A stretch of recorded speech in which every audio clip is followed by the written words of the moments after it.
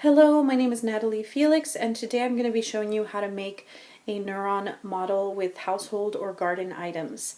You will need one container lid about the size of your palm and a smaller one for the cell body, a straw for your axon, twigs, or in my case, foxtail for your dendrites. You're going to need cotton swabs for the myelin sheath, and you will use cotton swabs cut in half for the terminal buttons. Along with these items, you're going to need scissors and tape or glue.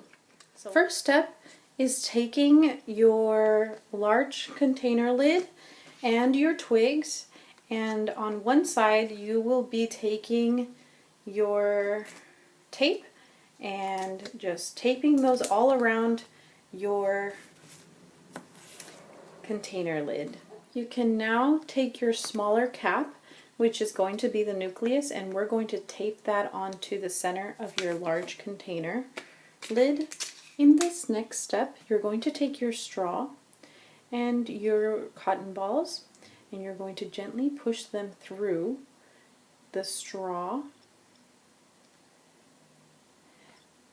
The cotton balls will represent in this model the myelin sheath.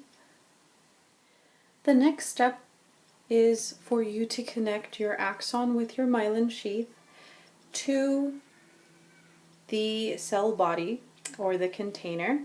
So what you will do is you will move your cotton balls down to give you a little bit of room for taping the straw to the center of the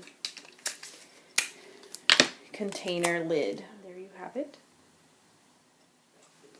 For the final step, you're going to take cotton swabs, and you will take your scissors and cut them in half, right in the center.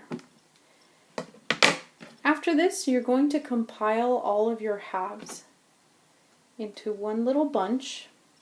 These are going to act as your terminal buttons on your Neuron. And what you will do is you're going to tape them together,